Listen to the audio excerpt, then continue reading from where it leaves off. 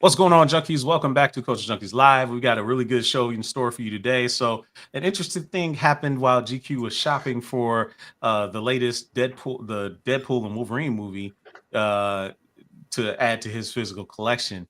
Got a little bit of sticker shock when he was looking for that Steelbook, but it might be a disturbing trend of what we might be looking forward to as we move forward in this ever increasing digital age. We'll also be talking about some DC movie casting news, reviewing Bad Blood and Dragon Ball Tenkaichi Sparking Zero, however you want to call it, is also out. We'll talk about that briefly as well. And on the show with me today, as always, is my good friends, the great Atakuji GQ and says, what is going on, fellas? Hello, everybody. So let this be a warning to all of you out there that may be potential T-Mumble home internet customers. You see how Dido's picture is winking in and out? Yeah. When they say it's good, I don't know, man. You might not want to believe that. That's it's weird because my monitor, yours looks the worst, but apparently that's man. It's not how I'm going. So it's gonna be. Maybe he should just tether his phone to his computer. It might be faster. I don't know.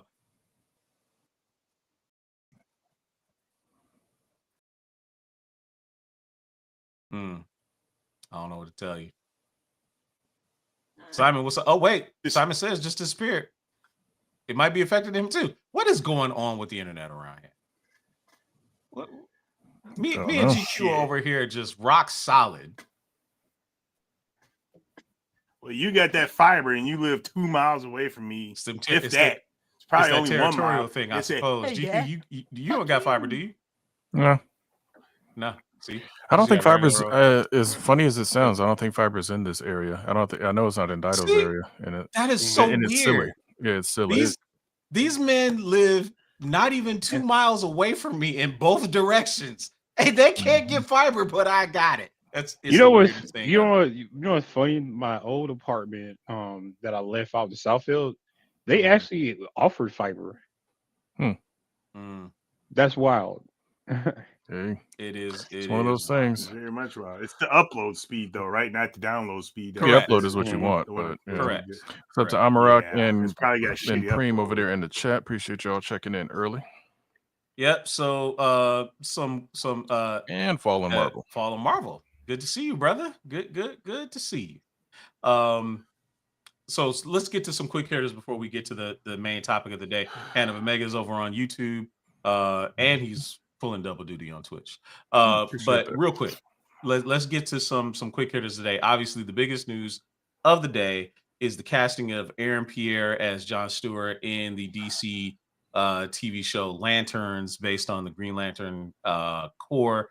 Simon says you're probably the biggest Green Lantern fan in this group right now. What did you make of this casting? How are you doing? What did you think of it? I think it's a good casting. He's proven so far that he's been a pretty good actor.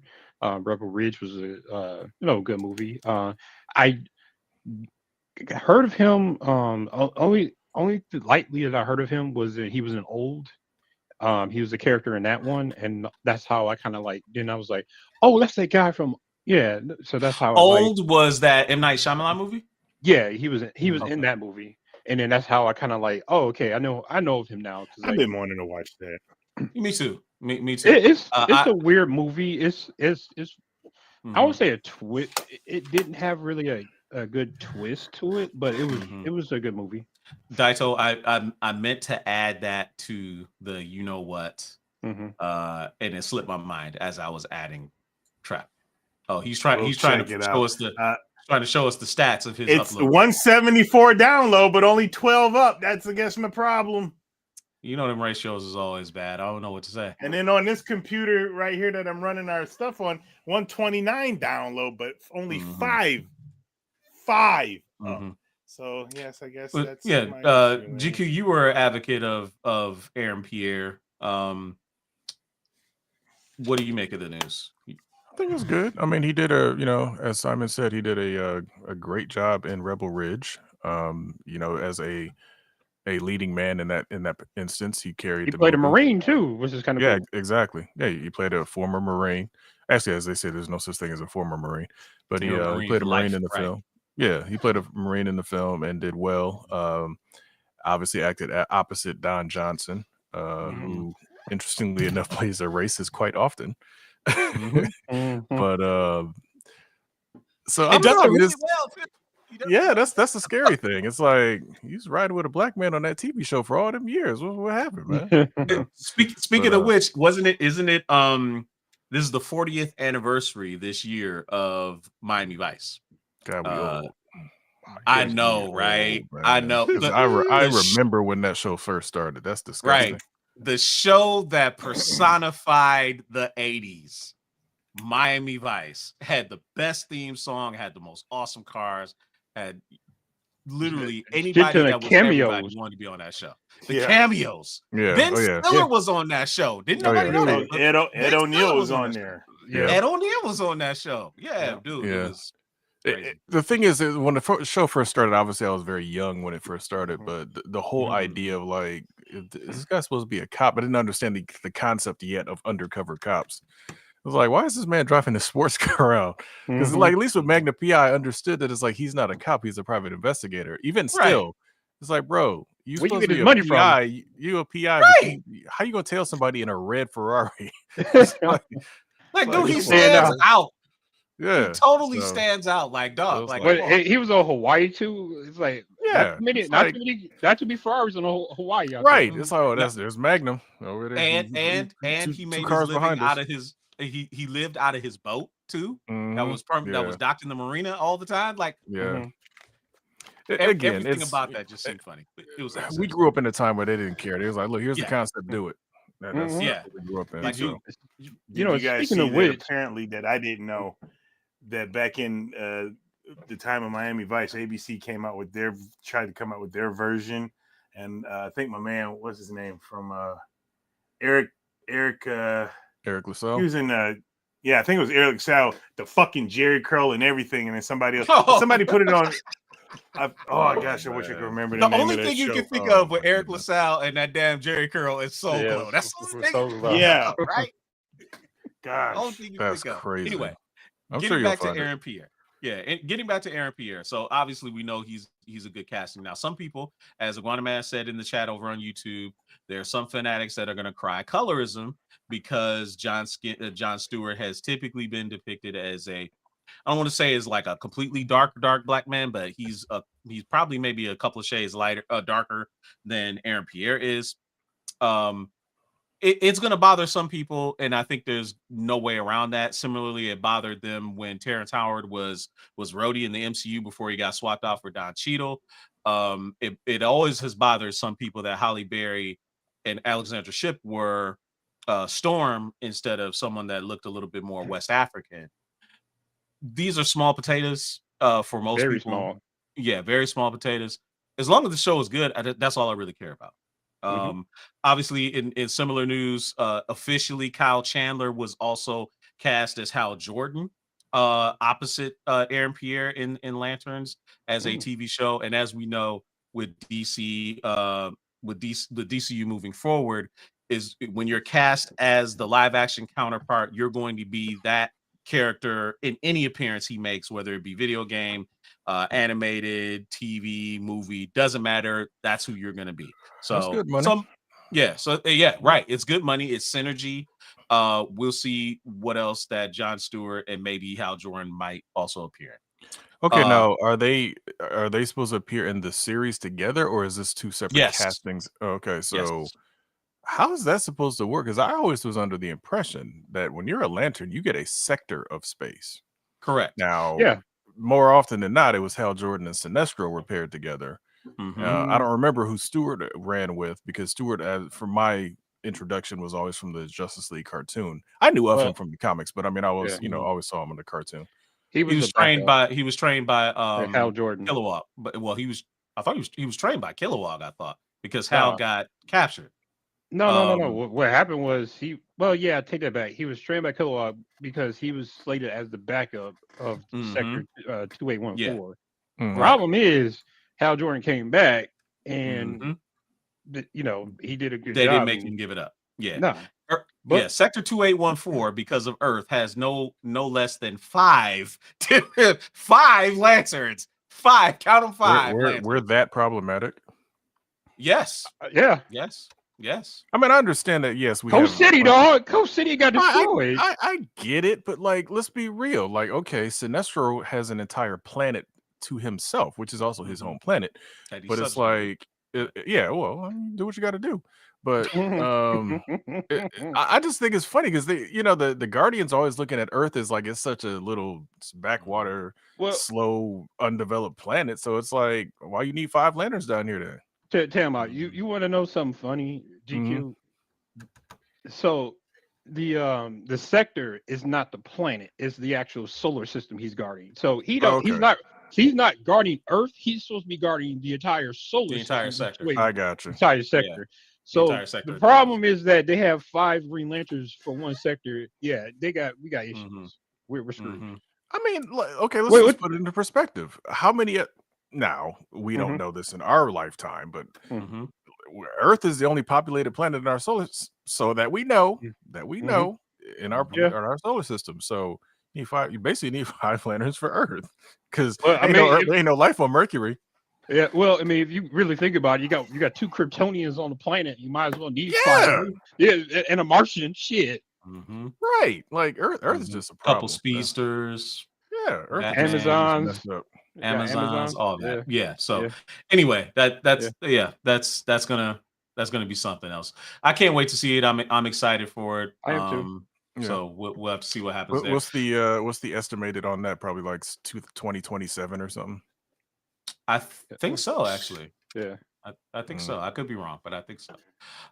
So in other news, obviously, before we get into the main topic, Dragon Ball Tenkaichi Sparking Zero came out this week.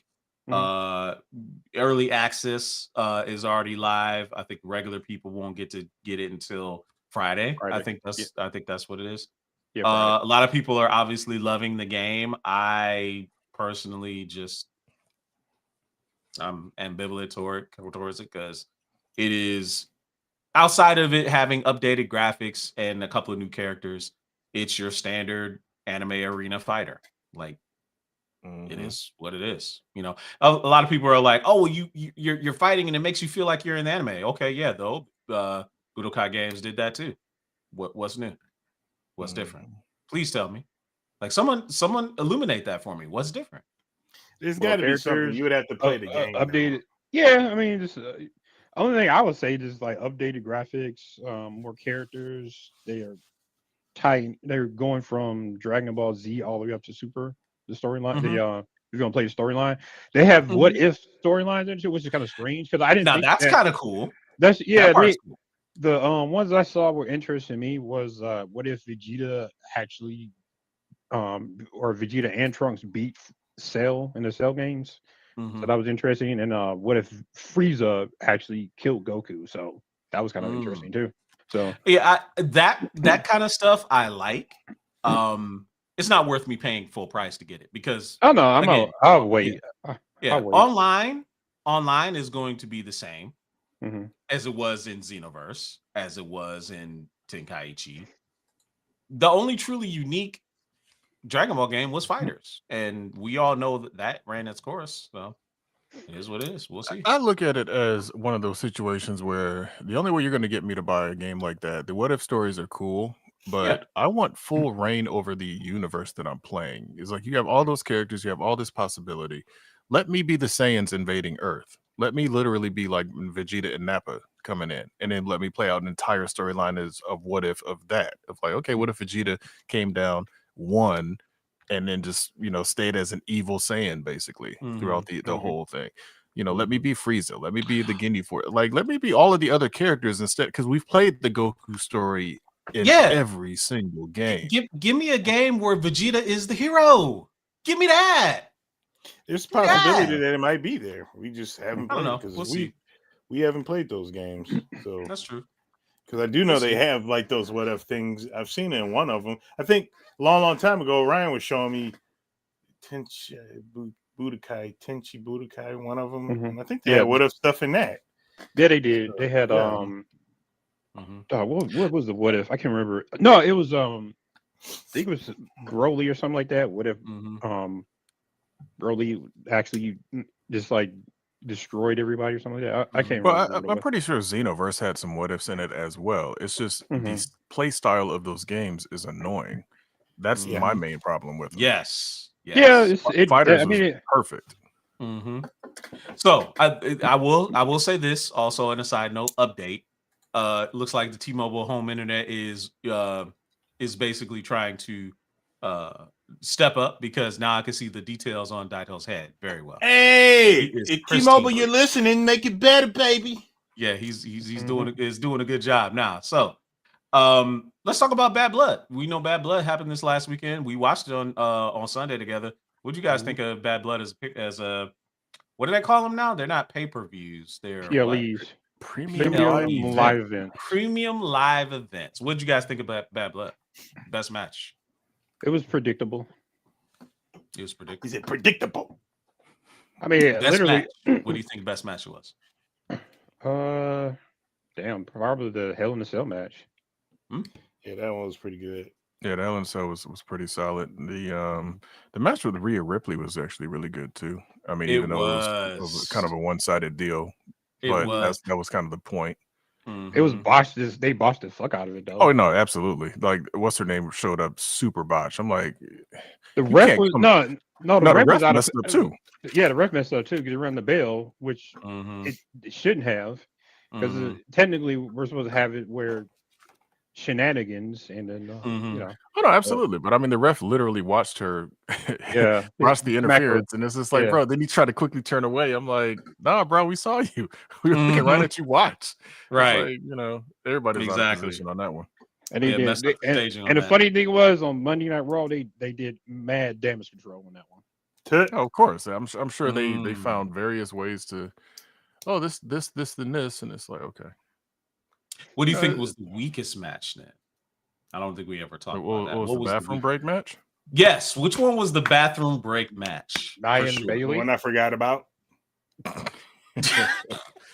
Yeah, I think the Nia Bailey, honestly, because there was nothing special about it. It's just like the problem with Nia Jax is like it does not realistically look. Yeah, it doesn't look like nobody can really beat her. You need somebody that's actually a powerhouse to beat her. And believe it or not, I mean, either Bianca or Jade, I don't even think either one of those could beat her, to be honest with you. No, you would never believe it that physically they could outdo her. This is what makes the whole the Alexa Bliss Rhea Ripley matches so problematic, even though they have to always come up with shenanigans. Rhea always gets injured in every match, she's always got a handicap. It's just I get that, but from a physical strength standpoint, Jade and Bianca are believable to beat Nia because both of them could press her, which is insane in and of itself. But you know, Jade is still too green, and Bianca doesn't really have any beef with Nia at the moment. Their paths haven't really crossed because they're on different shows. No, they're on the same show. Well, technically they were. No, they fought in for the Queen of the Wings. No, I remember that, but I'm saying in the sense of like currently, there's like no storyline. Yeah, no, I mean Bianca's still trying to train Jade. Until they break up. No, I agree with that. Who had it's not fair to do entrances because the outside of Cody, nobody really had a special intro. So no, this was just Cody and Roman. Yeah, this is just like a regular, just like PLE. Well, it's not a spectacle or anything like that. Yeah, like this ain't WrestleMania. Yeah, it is. No, that's true. Yeah, my man got all them damn staples in his head though. Oh, yes, the Drew McIntyre, the staples in his head, bro. Like, dog. I think the edge of the toolbox caught him when he swung up. It's like, bro, you got to hit that flat. You cannot take any angles on that, otherwise you are going to get cut. And honestly, that's the kind of stuff that makes those matches. Because, like, what did I say on Sunday when we looked it up? A cage match already had it up to number 21 best matches of all time. That one. Yeah. Which I feel like is massive recency bias, but I would have to see what else they got on that list. Oh no, there's in order for me definitely to say that. we even touched on that when we were watching it. Like Mhm. there's always going to be that recency bias. Oh, this is the greatest thing. You know, like the whole "this is awesome" thing. It's like the crowd chants that too damn often. It's like Way That would be too funny. often, man. not Wait, everything well, deserves that. hold. That's piped in. I ain't gonna lie. That shit's piped in. It probably I can is, believe but it. I'm sure. But again, when Kenshiro and I went to SummerSlam, there was a couple of matches they just started doing that. It's like this is You have okay. to. This No, ain't quite awesome yet. funny thing is, you have to like listen. Back in the day with NXT, they Mhm. literally were piping in boos, and you could look at the crowd. The fucking crrowd was like not saying anything or moving. I was Oh yeah, like, the I crowd. was like, Yeah, it's That's like a funny. small. No, it was a small. They yeah. should have known better than that. They should have known Mhm. better because like it was like inside the performance center. It's a small Yeah. arena. Yep. You're gonna get caught, and they got Oh caught. no, absolutely, Mhm. absolutely. Because the crowd at NXT is only about what 5 to 10 rows deep, Yeah. max. If Mhm. and that's going all the way around. So yeah, Yeah. you ain't getting that arena sound. This is awesome chants and boos, and it's fake. It's too Mhm. fake. But I don't know. Like when we'd even talked about it, like the funny thing about the Undertaker Mankind match from Hell in a Cell, or the Hell in a Cell match for those two, there was never actually a match. That's what makes No. that one so funny Mhm. that everybody always brings it up as like one of the It's a greatest match. matches. I'm like, It was match never a didn't match. happen. It started off. They started at the top of the cage. Yep. Sure So did. Bell never rung. Mhm. No, it's yeah, just what's up to it's one of them Patricio things. Perez Dominguez? Miss you as well. Thanks for tuning in and checking us out. Thanks for being here, sir. Yep. Thank you for being here, sir. I don't know. I mean, as far as matches, like top matches, it's still going to be for me. Shawn Michaels, Undertaker, both of them at My WrestleMania. yeah, for my Hell in a Cell is gonna be what was it No Mercy, Taker and Brock Lesnar, that Hell in a Cell. That was a good one. Yeah, that was a dope. really good one. Obviously the end of an era one was good. I really enjoyed that just from the storytelling standpoint of Triple Mhm. H and an Undertaker. Undertaker for Shawn at Michaels. WrestleMania 30. Yeah, that Yeah, was and a good Shawn one. Michaels is rough. That was really well done too. Mm-hmm. Yeah, I So really need to see the criteria of how they ranked that as top 21 because there was no other criteria listed. Because I'm looking at Cage Match right now, it ain't even near close to the top. There's so many other. A lot of them are Japanese, Mhm. from New Japan Pro Wrestling. So I don't know. yeah. So we'll have to see. Anyway, moving right along. So the collector here, Mr. Steelbook aficionado, went on Mhm. Amazon today and he was searching for Deadpool Wolverine. Fill everybody in on what you discovered there, GQ. Well, the thing is, I already knew it was coming because Deadpool Wolverine obviously is a over $1 billion movie now. Still in theaters, is on digital as of last week. So it's a situation where it's an extremely popular movie. They know they're going to get money off of it every way they can come up with products for it. So the Steelbook is coming out on the 22nd of October. Amazon is actually currently unavailable at Amazon. My order has been placed, but I don't know. We'll see what happens basically. But the Steelbook is priced at $65.99, which of course, God you know, damn. for most people, once you get taxes involved, is going to be basically a $70 Steelbook. Comes with the 4K disc, 4K Blu-ray. I'm sorry, 4K Blu-ray, the regular Blu-ray, and then also a digital copy. But the funny thing about it is there's two versions of it. There's a Wolverine one and a Deadpool one. So for true collectors, there's people are out there going to buy both of them, which they're identical outside of what the Steelbook looks like.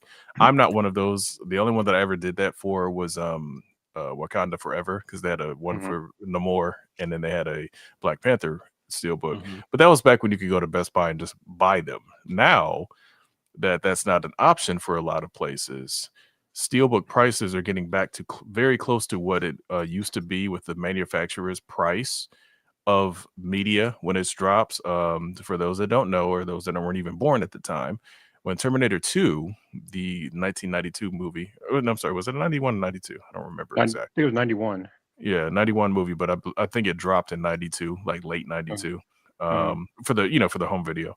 Okay. When that movie first came out, there used to be a store called Suncoast Motion Picture Company, which is basically connected to Sam Goody and Musicland and all of that. They were the first place in the entire country that got that. Blockbuster didn't even necessarily have it yet. And when I went into that store to buy Terminator 2, they were like, yeah, it's $125 in 1990s money. So it's like, wait, repeat that again. $125 for the VHS, because that's what the manufacturer's price on VHS tapes actually is, or at least at the time. That's what the price is. The reason that you were able to get VHS tapes and stuff like that for $20, $25 is because there were so many stores selling them, price competitive and all that other sort of thing. Everybody would just lower their price to something that people would actually pay. Terminator 2 was so popular that it's like, okay, where else you gonna get it? Nobody has this yet, so here's what the price is. And they were trying to basically sell it for 125. It's very much similar to how when the I believe it was the Nintendo 64 first came out. Yes, Funko Land was one of the few places that had games for that thing when it first dropped. And I walked in to get was it Shadows of the Empire at the time? yes. Yeah, Shadows of the Empire. That Shadows was of one the of the Empire. They launch. wanted $125, $130 for that game because nobody else had it. No other. There was a Target next door, gone. They had no games. Toys R Us, no games. They were like, yeah, $125. I'm like, bro, I'm not giving you $125 when the system itself was only like about $200. I'm sorry, the 64 was about $240 or whatever. But it's like, no, I'm not giving you that. You just ain't no Neo Geo. Get out of here. Right. But that is indicative of the times that we live in now, where we're finding that getting physical of 4K Blu-ray copies are becoming premium buys. We're going back.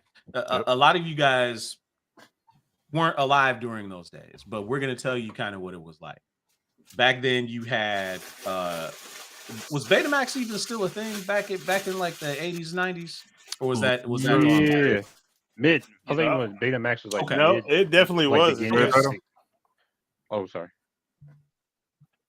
Betamax was at the beginning, of course, and there was still stuff being released on it, and probably to the late 90s. I forget what my man says, the guy that I watch on TikTok, who's advocate of videotapes, and when he says videotapes, not just VHS, it's Betamax, both of them, because they're both videotapes. And he's been finding lot of okay. He has a lot. So, but anyway, so we had premium formats that were not just VHS. You had your Laserdisc, you had your Betamax. Laserdisc obviously were these big optical discs that you would pop into a Laserdisc player, and they had high fidelity video and all this other kind of stuff. You would pay on average at least probably like $40, $50 easy for one movie. Would you find out? One movie. Yeah. Right.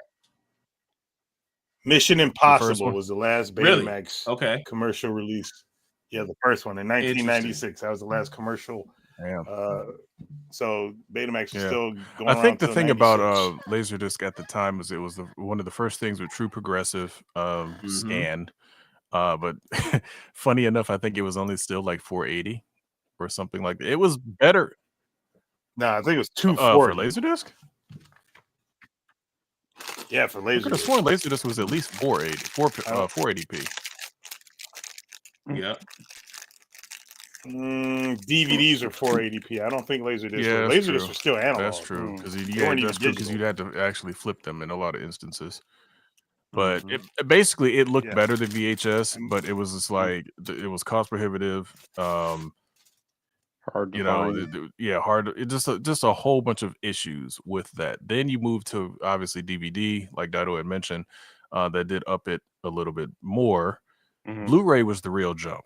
Blu-ray from DVD to Blu-ray was the true was the biggest jump. This is insanely better, type of thing. And then 225. Sorry to interrupt. 425 what was the other Laserdisc? Okay. Yeah, what was the other format that tried to rival Blu-ray? Or it was HD DVD. That was the one that everybody. That was it. Yes. Yeah, that was the one that everybody wanted to go against Sony. This is basically Betamax was Sony's attempt back in the day, and it was better than VHS, but it wasn't cheaper. Was it? I'm sorry. Was HD DVD? Was that Microsoft backed? Yeah, Microsoft and Toshiba. It was a couple of companies, and Sony was just straight Blu-ray. Sony and it was one other company. Was it Columbia? Nah, well, Columbia is Sony. Oh yeah, no, yeah, duh. What's the one with Philips? It starts at a P. Yeah, I think it was Philips. I think it was Philips, Sony and Philips. Makers of 3DO. Made the tech. And then Sony obviously just became, synonymous with Blu-ray because obviously they put it in the PS3 and everything. The rest is history. But yeah, it's interesting to see. I mean, 4K now. If it would have been a jump from 4K from DVD to 4K, that would have been the end of it. Yeah, but you would have been buying $200 discs at the time. So, so nobody got time for all that. Exactly. So we're getting back to those days where physical is becoming a premium medium. Folks like GQ, who is a massive video file, will shell out the extra money to get it because it means that much to them. Others will probably just rely on just getting streaming. Now, we could easily say this is going to happen for video games too, Dido, wouldn't you say? Or is it would you say it's already happening maybe? Well, it is happening. I've been saying it for years. I personally, when it comes to movies, and I love movies too. In the beginning, I used to buy a shit ton of DVDs and Blu-rays when they started coming out. And then I kind of started to stop because there's a lot of movies that I love, but I only watch them once. And if I want to watch them again, it's like years in between. I feel like I was just like, I got Blu-rays over there still in the cellophane because I saw them and I'm not going to watch them. So I started doing streaming more for movies because I watch them once and then I can forget about them. But when it's for video games, I want to own those. I want to have them. I want to hold them. You got to know how to hold them. I knew he was going. I want to have them. Yeah. But the industry is moving that way. They're 100% going to PC gaming. A lot of people don't even know that PC gaming has already moved there. It's all digital. All of it. You cannot buy Epic. There's no physical at all. Yeah, I don't think you can buy anything physical. No, you still can. It's few and It's far rare. between. Super rare. Yeah, you could probably get 500 card games DVD that you can still He's not get, wrong. or some crap like He's that. not wrong. But I have a feeling that they're trying to move. I mean, even with the newest PlayStations coming out without a disc drive, and you have to purchase the disc drive separately. It's just it's on that way. It's gonna happen. I'm not gonna be happy. And then I that might be the day that I say, you know what, I'm done with all the new stuff. Nintendo, they might stick to their guns and still do, and I might stick just the next buying Nintendo. The next Nintendo system is my gonna old have stuff. a cartridge owned, like you got to buy cartridges from the new Nintendo system. If these motherfuckers don't make it backwards compatible with the Switch one, I'm not gonna be happy. Well, for me, I mean, I've say. been actually like trying to like up my anime collection, and I've just been buying physical anime like DVDs, Blu-rays. Recently, I think the last one I bought was Angel Cop that came out on Blu-ray, and then Classic.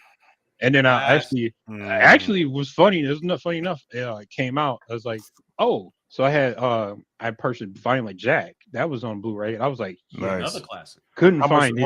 How much was Angel Cop collection? I want to say it was like around $40. Okay, not bad. Not bad. It wasn't too expensive. Back when it used to be $30 a tape. That was from tape. Yeah, a tape. One episode. And then they brought out the actual tape with all of them together.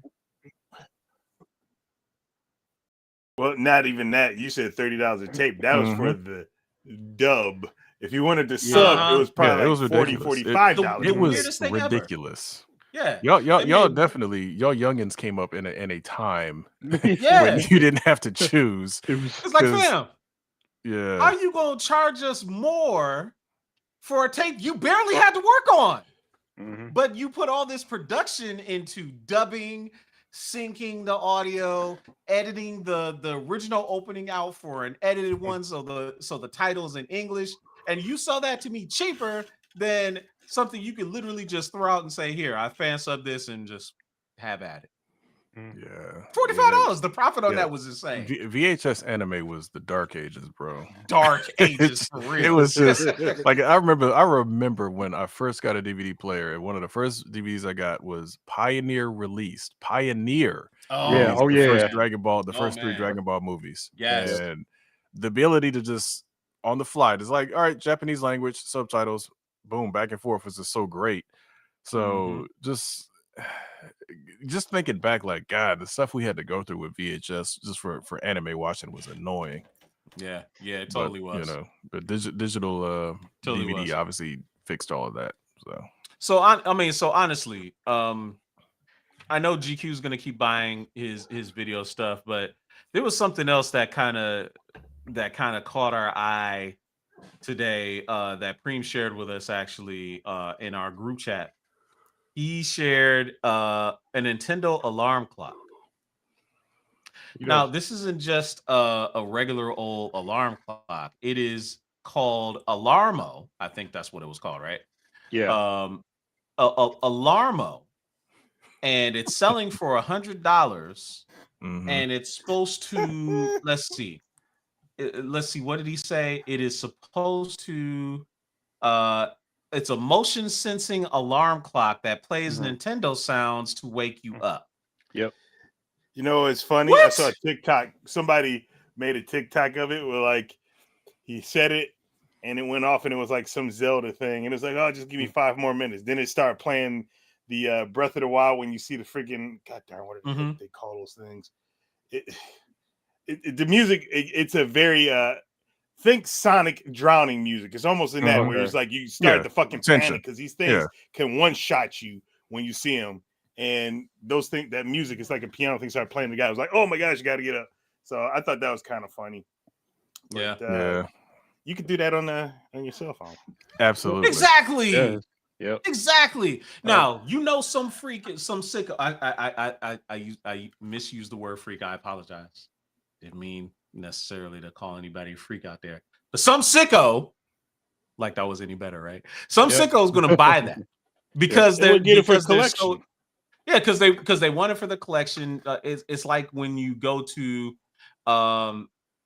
McDonald's or something, you used to collect all the Happy Meals toys, the special Happy Meals toys that they used to make, or the cups. Or the cups. Exactly, the cups, exactly. Man, they really should start, they should do that again. I'm missing when they used to do those cups, man. Especially like the man, I had that Batman Returns. The Batman cups, the Batman cups that look, but that shit faded away. Yeah. They can't even go ahead. No, I'm just saying the paint just chipped the fuck off my cup. I was like, of course. Yeah, but McDonald's can't even keep a shake machine operation. Man, I don't trust any of these modern McDonald's workers. I can't hear or CGQ. Why is that? I don't know. It's because of my shitty internet. I can see YouTube. I can hear you. Look, like his picture comes in clear, but he can only see 1/3 of us or 2/3 of us. He can't see the third person. So I don't know what's going on. Skilly. Yeah, I would get on T-Mobile about that if they're gonna have the internet doing that to you. Like, hey man, you're gonna have to refund me my money or take something off my bill. Yeah. But the thing is about that clock, real quick though. I don't know. You said it's $100. $100 for it. $100. I think the thing is probably going to be one of those things that people buy 1 or 2 of them and then never open one. It just becomes that weird rare collector's thing because you know, like for example, the Virtual Boy is the most worthless garbage portable system ever. But like, if you have a sealed one, it's worth money. So I mean, there's this certain stuff like that. That's what it's for. It's like it's not a practical thing in any sense of the word. I was just saying the same thing. There was somebody was going to buy it, not open it, and just like keep it for collectors. So, what other similarly priced, and maybe there is nothing that's similarly priced. I can see him again. Oh, nice. There you go. He's back. So, what other similarly priced, ridiculously useless, branded video game or similar type brand stuff have you guys seen out there that you think you would want to buy and add to your collection? Like GQ, you got a bunch of, I don't want to say useless stuff because it seems like you got everything you buy is with purpose. But was there anything you bought just to add to your collection that was just like, okay, this is kind of worthless, but I gotta have it. No, all of them. Everything I collect is stuff that I actually like and have a real interest in. Yeah. Excuse me. But the I don't know. I'm gonna put these out there. The Sony produced, or at least for their first party stuff, Sony related video game collector's editions for the PS5 era have all been kind of worthless to me. Only in the sense that they don't come with the actual damn game in a lot of instances. They come with a digital copy, but would they come with a steel book for a disc that you're not gonna get? So like God of War Ragnarok came with, Thor's hammer, Steelbook, for the I'm like, there's no disc. You're just giving me a I remember that. paper to coat. And it was not even just that. There was a couple other of the Sony, the Sony first party collector's editions were like that. I'm like, that's dumb. And then they had Assassin's Creed ones that were like that too, where there was just an Assassin's Creed collector's box, but there's no game in there. I'm like, why would I give you? Yes, I like having the collector's edition to have swag and stuff, but I want the damn game if I'm going to buy the collector's edition. And on a physical disc, not no damn coupon so you can download it, right? And that bitch expire. Exactly. All right, so Marcus Superior Price says he's got all 4 Batman Forever cups. I swore they were bigger. No, those things were small. Because I still have my Batman Forever cup as well. They're a little small glass deal. Yeah, the but glass. I mean, they were actually really cool. The stuff that they used to have back in the day was really nice. I'll definitely give them that. Hell, even Arby's used to have those. Yeah, even Arby's used to have like those holiday glasses you could get like during the holidays that were like actual, gold rim glasses and stuff like that. So I'm like, faster. Restaurants don't even try to do stuff like that anymore. It's just funny. That's a great name update, by the way, Dido. 2G Dadakuji. That's a good one. That's a really good one. No, it's very good. Simon says, have you ever bought anything that was just you knew it was just worthless, but you just had to have it? I forgot which one was it. It was the Taker, the metal casket that came with 2K, W2K. That was like on PS3. Oh, it was the Undertaker. It was like the limited edition Undertaker. The game came in a casket, like a metal. I think I still have it somewhere in my folks' house. But it came with the casket. It had an autograph. Taker post, one of the cars and whatnot, and then Blu-ray of like his matches. But the casket, I was like, why do I need the casket? I just give me the game, because like the game, it was like, I paid, I think it was like I think it was like 110 or something like that. Sounds about right. Yeah, and then I pre-ordered it because I wanted it, but it was like, did I really need it? But and then it's like the 10 is like, okay, if I had like a display, I would cool, but I didn't at the time. So I was like, maybe I shouldn't have bought it. But then when it was anything like this gonna happen, is because it did come with good swag. I ain't gonna lie. But at the time I was like, yeah, I don't know. That reminds me of when NBA 2K I think it was for a Kobe anniversary. Oh, it had the locker. The locker. Yes. Yeah, I remember that. Nothing else in it really, but the locker. You have. I'm like, okay, man. It doesn't come with like a McFarlane Toys starting lineup Kobe figure.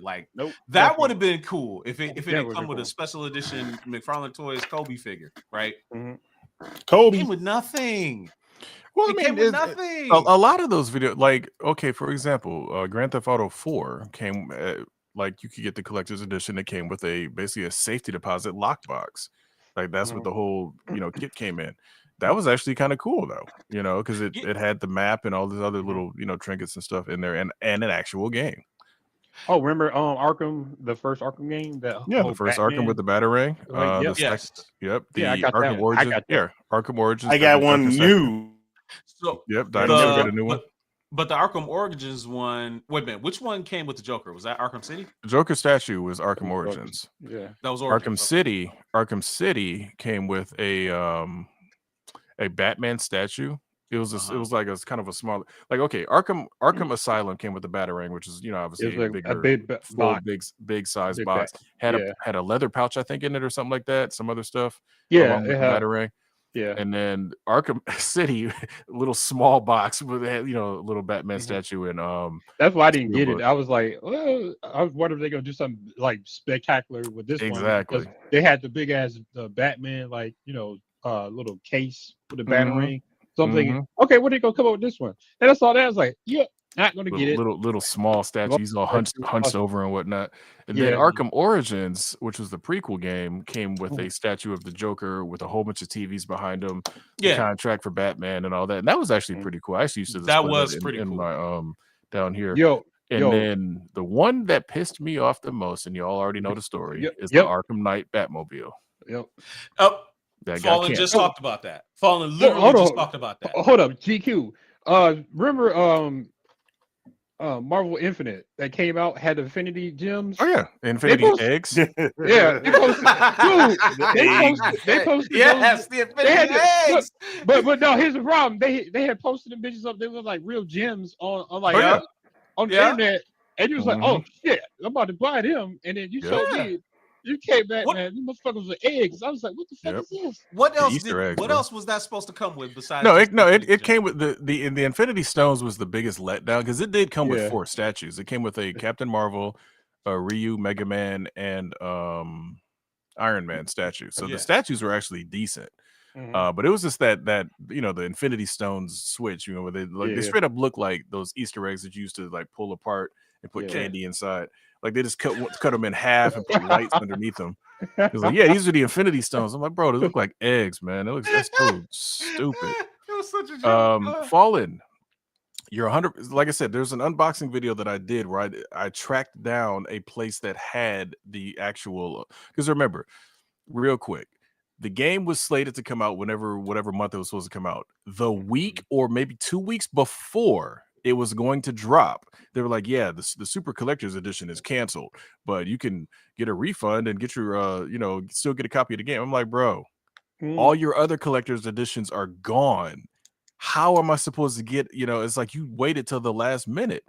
So later on, probably literally 5 years later, I was tracked down a place in Poland that basically, I guess, must have bought the lot of all of the canceled Batmobiles. So I was able to get the Batmobile itself later, like years later. And I actually gave one to Dido because like I was able to get two. I got one just sitting up over there. I was able to get one. I don't know if that place still has them. You could probably try, but I mean, the last time I did a search for it, did not find anything. Like nobody's selling them, nobody, so I think those might actually all be gone for real. But the thing is, there was nothing wrong with it. That's what made me so mad. It was like you actually I was like, this thing is actually really cool. It's incredible. The way because the way it could transform from cruise mode to attack mode too. Yeah.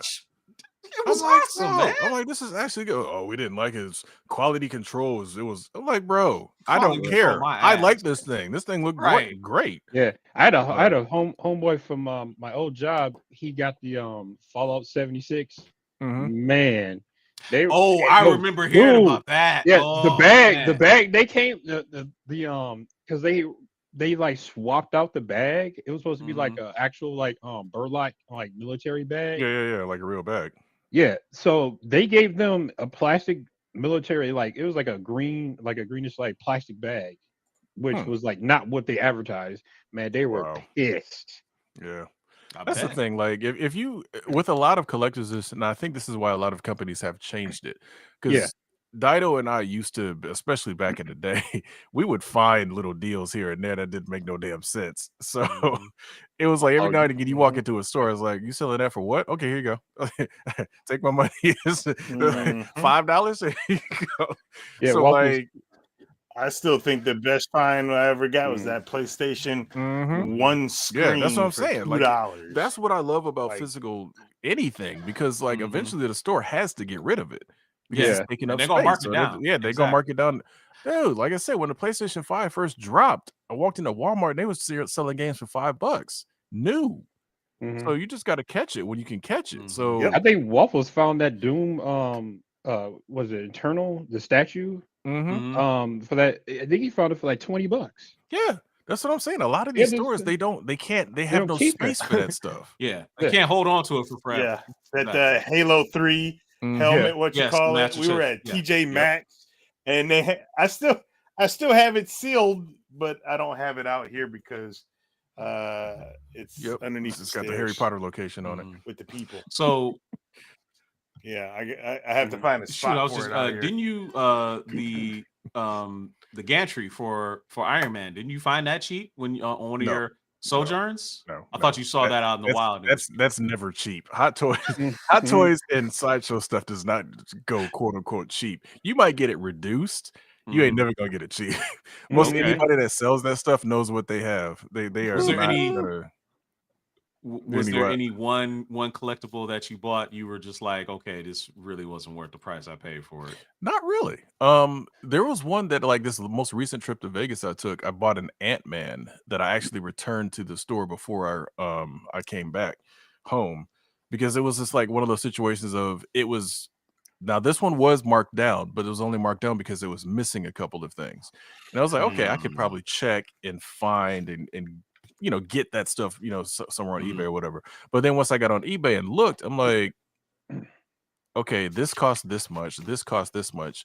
And some people are selling this exact figure complete for less than the combined price. So it's like, I might as well just take this back and just get the complete figure from somebody later, because it was one of the situations I got Ant-Man for like 125 when he's normally 250. But it's supposed to come with a little miniaturized Wasp. And it's supposed to like have this like it was a plate missing on his helmet. And I'm like, okay, I have to basically buy a whole new head sculpt. Nobody's gonna sell the plate by itself. And then the Wasp everybody's selling that for 90 and up. So I'm like, I may as well just take this back. I can get him complete from somebody for like 150. So, saving that little bit of money, I still would have, came out too much money to make it complete. So stuff like that is, it's like, nah, you're better off just finding a better deal or passing on it if you can't get it. Marcus Pryor, yep, I'm with you. All the collector's editions from Mortal Kombat 9 through 11. He says he didn't want MK1. I got the MK1 one, which is the funniest thing to say. I got that one because it was no, I take that back. I had to order that one direct. That was the statue of Liu Kang, right? Liu Kang statue. And that thing looked terrible. They could have did so much better with that. It looked cool when you like actually saw the pictures. Again, another one with great pictures, but it's just like the actual statue was underwhelming. Can't we just sue them for false advertising when they really no? Because on every single one of those, they always have an asterisk. Product is prototype. Final product may not be blah blah blah. They do that all the time. Yeah, everything on Hot Toys and Sideshow website has that as a just in case. Okay. Yeah. Interesting. Okay. All right. Right. Give me what I want. All right. So we're getting ready to wrap up the show in the next few minutes. Any other nuggets you want to pull out of the chat that we talked about? King to King talking about Ross and Walmart clearance aisle become gold mines for small figurine collecting, which he's 100% right.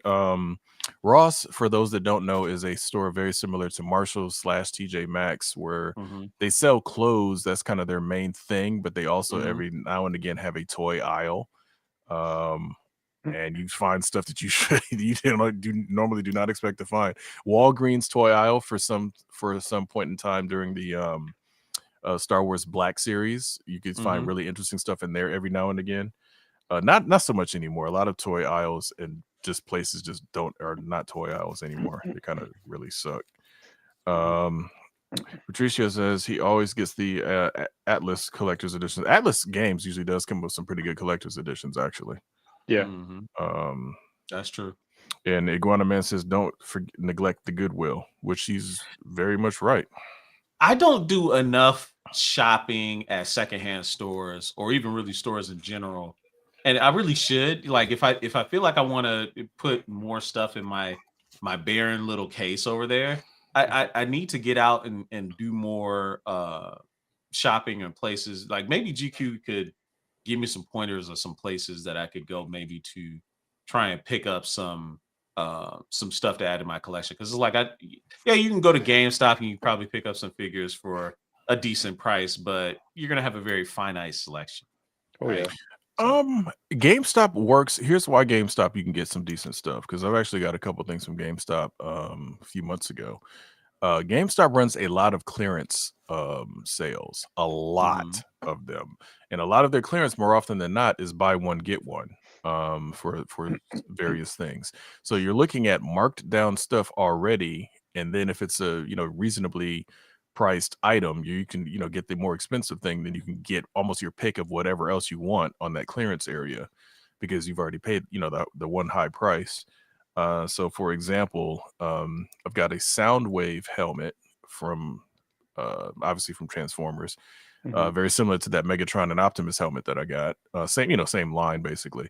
So the Soundwave helmet was actually the cheaper item. The slightly more expensive item was the Loki accessories or whatever from the Loki season 1. Basically like his crown and some other stuff. So I basically got the crown. I got that for like 100. The Soundwave helmet was already marked down, so I got that for free, basically. So but the thing about that is you have to go to the more not 100% bougie areas, but you got to go. It's like you got to find that divide of like there's money out here, but this isn't what people would spend money on, type of thing. So you can find stuff like that. You got to go to those areas where it's like, yeah, most people out here are not going to buy this. But the store gets it because they just get it, Right. For example, there was one point, walked into a GameStop off of 8 Mile, one of the many that are on 8 Mile, and they had the 500, the 500 million or whatever. Again, that super limited PlayStation that I have, they had one of those in the store. Yeah, the 500 million, like the blue one, right? Yeah. Like I couldn't even believe they had it. It was so tempting to just like, I don't need another one, but you're never going to see this again. Right. So it was just, so stuff like that. You just gotta go to areas where there's money, but the people in the area are not going to necessarily spend the money on that stuff. Gotcha. That's just kind of how you find some of those rare gems, because it's like most people don't think to go to GameStop to look for collectibles because they're a game store. Yeah. Even though they partnered up with whatever that website was back in the day, Geek something, that they had partnered up with, and that's where all of their collectibles came from for some years. So, it's just got to keep your eyes open, type of thing. All right, I heard that. So dang, there was one thing I forgot it that quick. I was getting ready to bring it up. New stuff for you guys to check out if you haven't checked it out yet. I know we talked about it, I think, last week, what to watch this fall. But if you haven't watched Uzumaki, man, y'all really need to watch Uzumaki. Now, there's been some controversy with Uzumaki that the animation quality dropped from episode 1 to episode 2. But for the most part, if you like horror and you like anime, this is something you should 100% check out. Dan to Dan is another show that I think has gotten off to a really, really great start. Great start. Really, I hear there's controversy with that one. Also, if you kind of like it, don't sleep on Yakuza Fiance. I think that's gonna be another good one that people are gonna like.